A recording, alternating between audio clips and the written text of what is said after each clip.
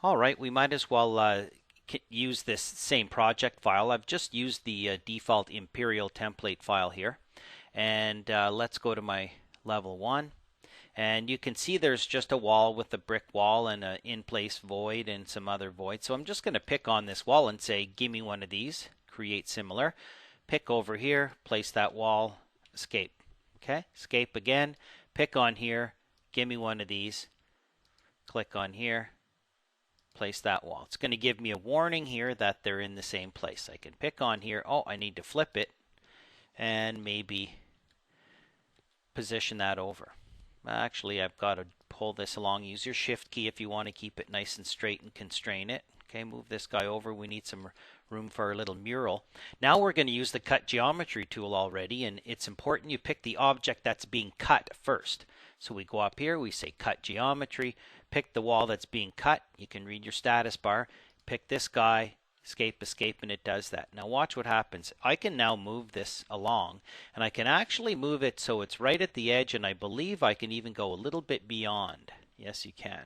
So you can actually go out past the wall. You'll get to a point when it's going to tell you you're too far and it's going to close it off. So you have to release it or cancel that last move.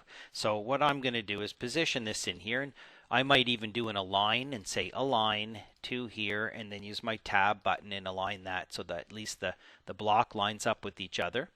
And so that's my first cut geometry, and if I look at my 3D view, there's my block wall. Okay, so I can pick on here anytime I want and say edit profile, delete this guy. Okay, you guys all know how to do this. Pick on here and change the profile of my wall, finish, and of course that's going to update inside of there. Now all I need to do is add a door. So we go up to home and we say door, pick on here, place the door. We could pick whatever door we want, escape, escape. We've got our door in there. Let's go flip it around. Okay, pick our door, flip it to the other side. Okay, go to my 3D view. And there's the first stage of getting our wall in. And if we don't like the size of that, we can use our shift key and drag that in a little bit. Pull this in a little bit.